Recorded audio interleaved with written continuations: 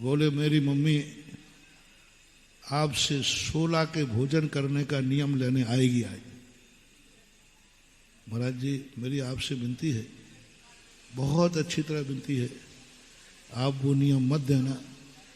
मेरा घर इस समय स्वर्ग जैसा है, बहुत शांति है, बस आप नियम मत देना, मेरे घर को नरक मत बना देना।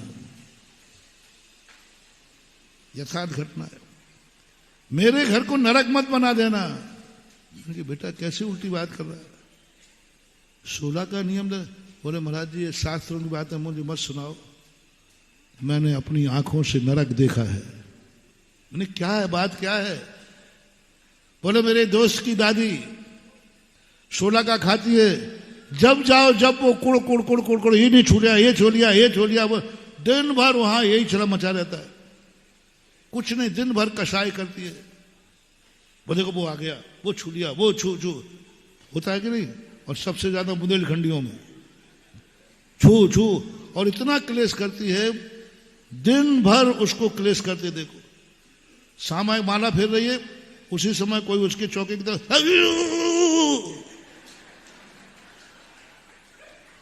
मतलब फैंसी ड्रेस में सही कर रहा हूं।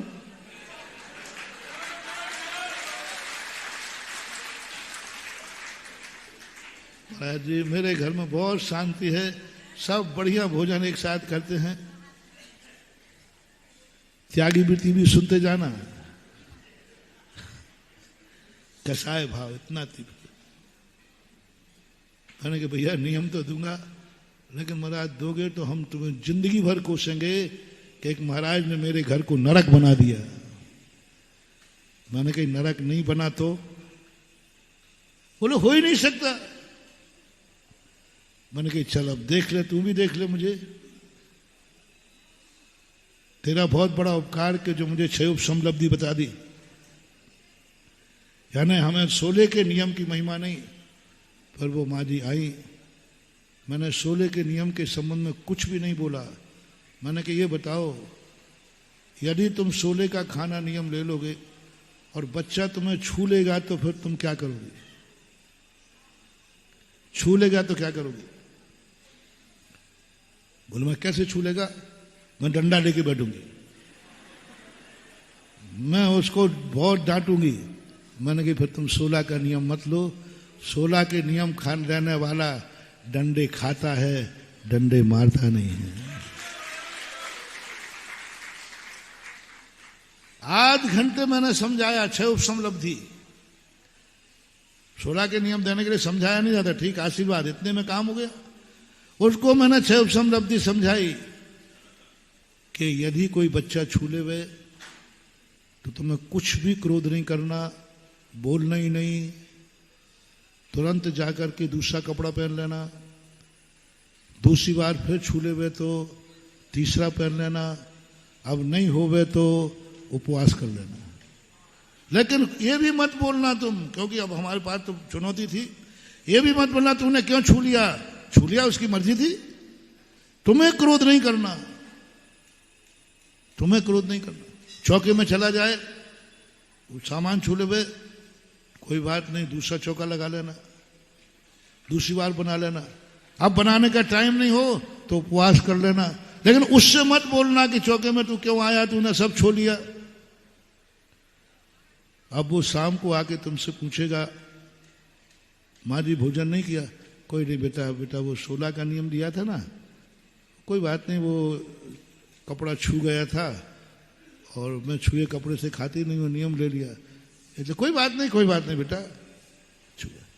दूसरा पहले दे, बेटा वो दूसरा भी छू लिया था ना, तूने थोड़ा सा जल्दी में था, ऑफिस जा रहा था ना, तो जल्दी जल्दी में था तो तेरा हाथ लग गया था, अब तुझे मालूम है 16 का नियम है, खाऊंगी नहीं। इसलिए कोई मेरे घबराना नहीं, कोई बात नहीं, मैंने उपवास कर, क्या फर्क पड़ता है, जिंदगी भर खाया, एक दिन नहीं खाऊंगी तो क्या पड़ता है, तेरी कोई गलती नहीं। अरे गलती का सवाल ही नहीं, मेरा तो राजा बेटा है, राजा बेटा से तो गलती, तो मम्मी मेरे कारण नहीं, नहीं देख बेटा, मैंने पहले कहा तेरे कारण में कुछ भी नहीं है, तू तो राजा बेटा है, तू तो कमाऊ बेटा है, तू तो जल्दी में जा रहा था, छू गया तो छू गया, कोई बात नहीं।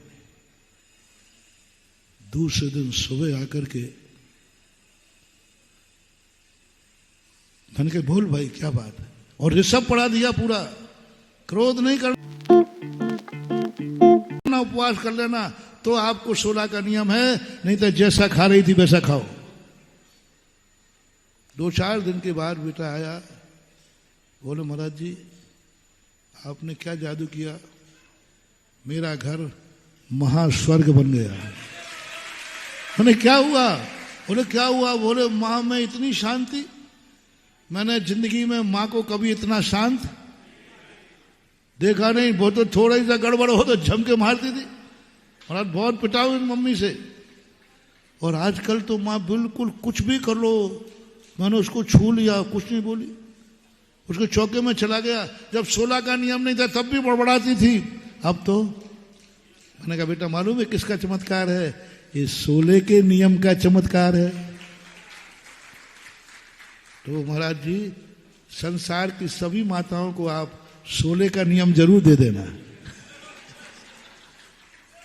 अब बोलो महान भाव, उसी नियम ने 16 से घृणा करा दी कि नहीं? उसी नियम ने, हम चाहें तो धर्म को बदनाम कर सकते हैं, हम चाहें तो धर्म को अतिशयकारी करके महिमा मंडित कर सकते हैं, हम चाहें तो